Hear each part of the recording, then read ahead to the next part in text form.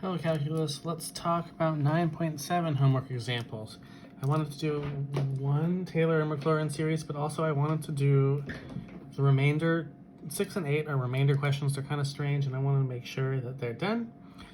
So I did 4b, the second degree Maclaurin, which is centered at 0 for f of x equals secant x. So we have secant x, the derivative of secant x is secant tangent. And the derivative from there is product rule, so secant x times the derivative of tangent, which is secant squared, and then tangent x times the derivative of secant, which we know to be secant tangent. Anyway, this is secant cubed x plus secant x tangent squared x. Since it's centered at 0, I need to plug in 0 for each of these. Secant of 0 is 1, because it's 1 over cosine. But tangent of 0 is 0, so that's going to kill all terms with tangent. So f prime of 0 is 0. Now, the second derivative, we have a secant cubed of 0. That would be 1 cubed, which is 1, but the tangent term becomes 0, so it's 1. Now, how do we turn these into a function? 1 is our constant term. That 0 is our coefficient for x divided by 1 factorial, which is just 1. But 0 times anything is 0, so that term will be gone. And then 1 is our coefficient for x squared divided by 2 factorial. Well, 2 factorial is just 2, so it's x squared over 2. So the second degree Maclaurin series for f of x equals secant x is 1 plus x squared over 2.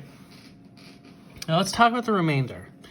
The remainder theorem for 6a, it says, how accurate is our cosine of 0.3 when it's 1 minus 0.3 squared divided by 2 factorial plus 0.3 to the 4th over 4 factorial? And what's the upper bound on the error?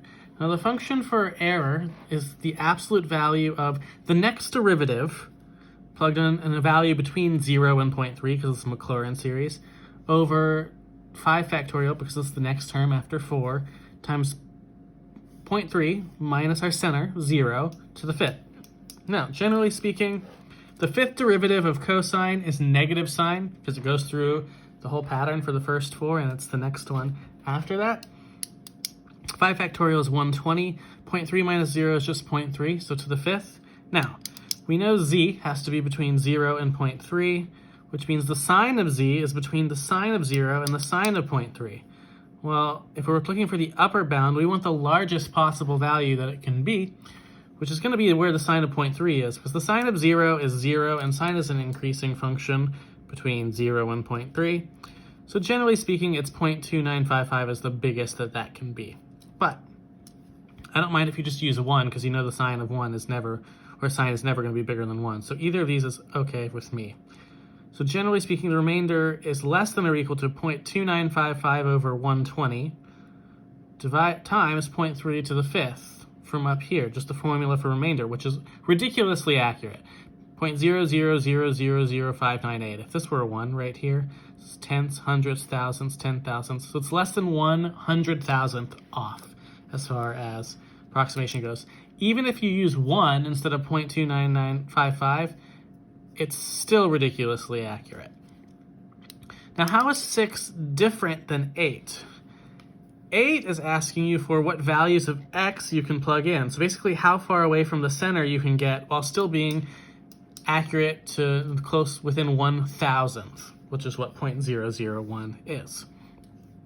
So since 8a is the same function, I figured we would transition to it. It's the same idea.